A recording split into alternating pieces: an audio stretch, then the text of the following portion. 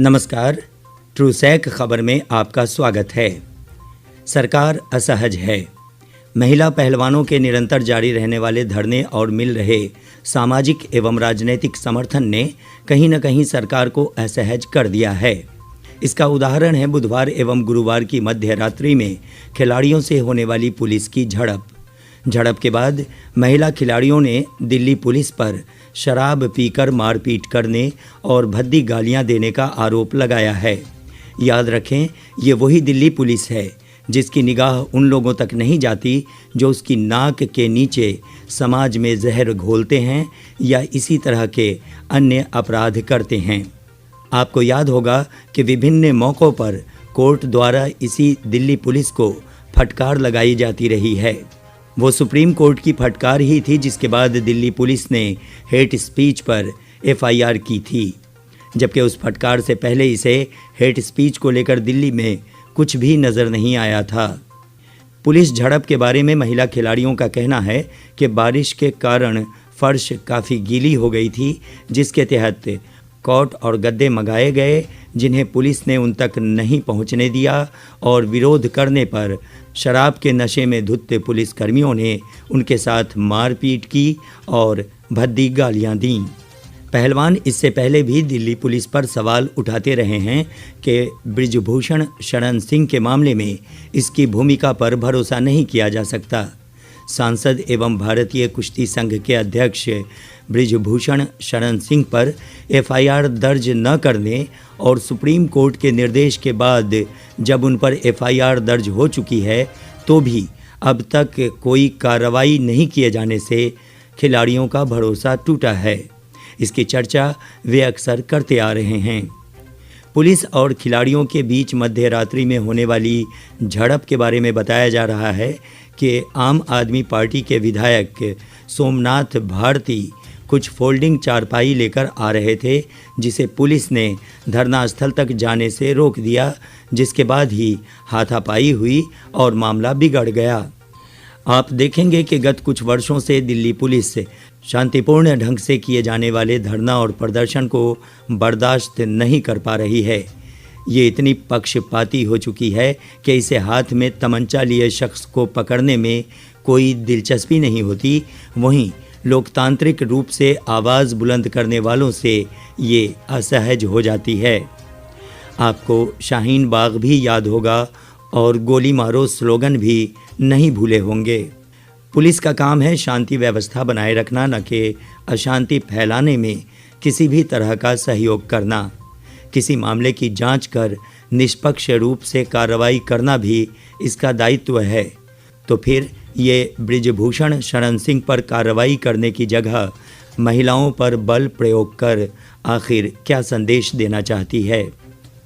ऐसा नहीं कि इस देश में किसी मामले पर धरना और प्रदर्शन नहीं हुआ है, ये तो लोकतंत्र का एक हिस्सा है। आपको याद होगा कि जन लोकपाल विधेयक या जिसे नागरिक लोकपाल विधेयक भी कहते हैं के निर्माण के लिए 2011 ईस्वी में एक बड़ा आंदोलन हुआ था।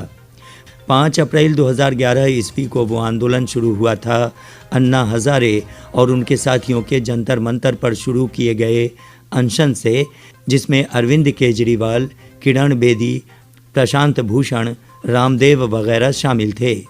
सोशल मीडियाज़ एवं संचार के अन्य माध्यमों के प्रभाव से उस अनशन का असर समूचे भारत में फैला और इसके समर्थन में देश भर में लोग सड़कों पर उतरने लगे। अनशनकारियों की मांग थी भ्रष्टाचार विरोधी लोकपाल विधेयक बनाने की। उस मौके पर भी पहले तो मनमोहन सिंह सरकार ने उसे नज़रअंदाज किया, लेकिन अनशन के आंदोलन का रूप लेने पर उसने एक समिति बनाकर लोकपाल विधेयक पास कराने की बात मान ली। अगस्त से शुरू हुए मानसून सत्र में सरकार ने जो विधेयक प्रस्तुत किया वो कमज़ोर और जन लोकपाल के बिल्कुल विपरीत था। अन्ना हजारे ने इसके खिलाफ अपनी पहले से घोषित तिथि 16 अगस्त से फिर से अनशन पर जाने की बात दोहराई। तब सरकार ने 16 अगस्त को अन्ना हजारे एवं उनके साथियों को गिरफ्तार कर लिया था। उस गिरफ्तारी के बाद आंदोलन देश भर में भड़क उठा था और अंततः संसद द्वारा अन्ना की तीनों शर्त पर सहमति का प्रस्ताव पास करने के बाद 28 अगस्त को अन्ना ने अपना अनशन स्थगित करने की घोषणा की थी। आप देखेंगे कि पिछली सरकारों में जन आंदोलन को कुचलने के प्रयास तो हुए, किंतु बड़ी हिंसा के उदाहरण नहीं मिलते। लेकिन वर्तमान समय में जन आंदोलनों को कुचल देने में बड़े पैमाने पर बल प्रयोग हो रहे हैं। पुलिस की कौन कहे, सरकार से किसी भी तरह का जुड़ाव रखने वाले लोगों के भी इसमें शामिल होने के उदाहरण देखे जा सकते हैं। किसान आंदोलन में क्या हुआ था? एक ओर पुलिस द्वारा किसानों के समक्ष नित नई समस्याएं खड़ी की जा रही थीं, तो दूसरी ओर केंद्रीय गृह राज्य मंत्री के बेटे आशीष मिश्रा पर किसानों को कार से रौंदने के आरोप लगे थे। वो मामला अब कोर्ट में चल रहा है। रात के समय कुश्ती खिलाड़ियों से पुलिस की हुई झड़प में एक खिलाड़ी को सिर में चोटें भी आईं। कथित रूप से पुलिस के पुरुष कर्मियों द्वारा महिला खिलाड़ियों से दुर्व्यवहार को लेकर खिलाड़ी आहत हैं और ये रोने भी लगती हैं। ये झड़प सामान्य नहीं है। इसकी गूंज संपूर्ण देश में सुनी जा रही है और देश भर से इन्हें समर्थन भी मिलने लगे हैं। देश के खिलाड़ियों के साथ ऐसा बर्ताव बहुत ही शर्मनाक है। राहुल गांधी ने इसको लेकर ट्वीट किया है कि बेटी बचाओ बस ढोंग है।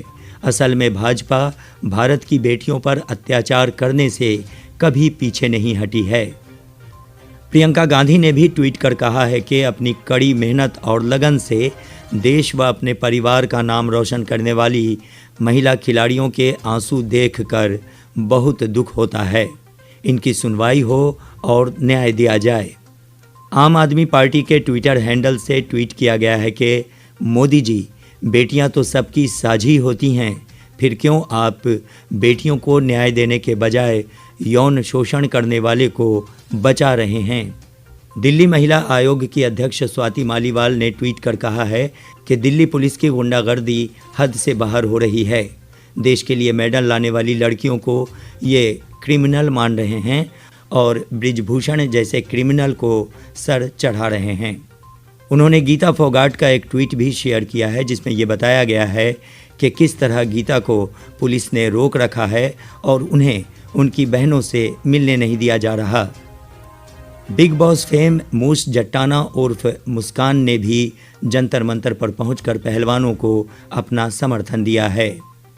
किसान आंदोलन के जुझारू नेता रहे राकेश टिकैत द्वारा गुरुवार को जंतर मंतर स्थित धरना स्थल पर खिलाड़ियों से की गई मुलाकात और उनके द्वारा कही गई बातों से महसूस होता है कि आने वाले दिनों में खाप का भी साथ मिलेगा और महिला पहलवानों के इस आंदोलन को व्यापकता प्राप्त होगी।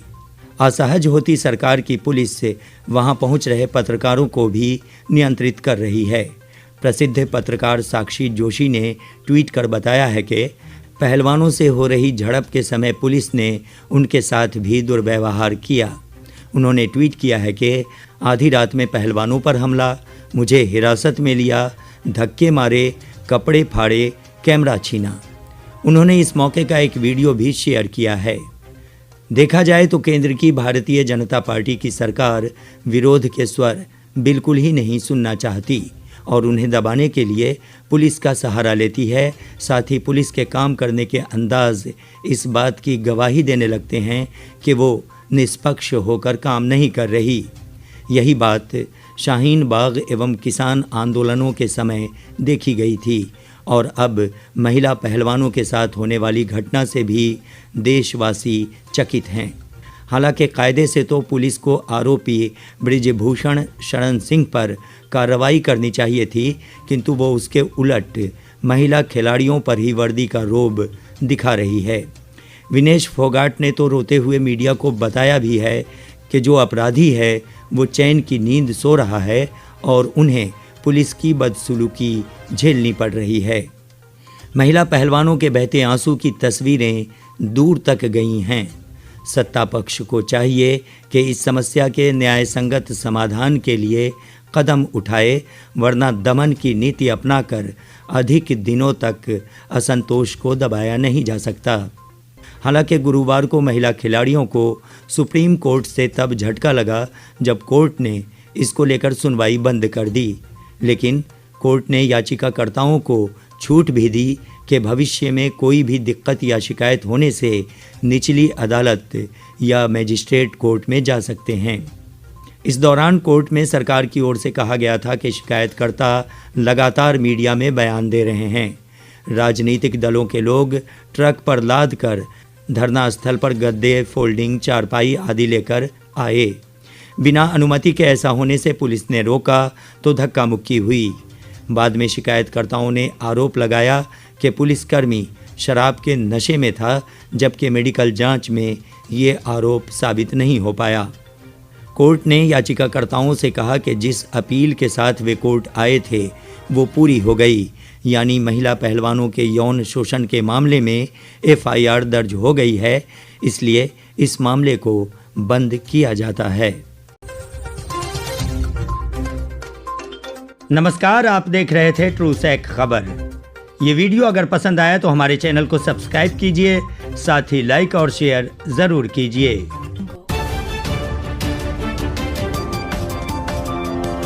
ट्रूसैक खबर, ताकि सच पे रहे आपकी नज़र।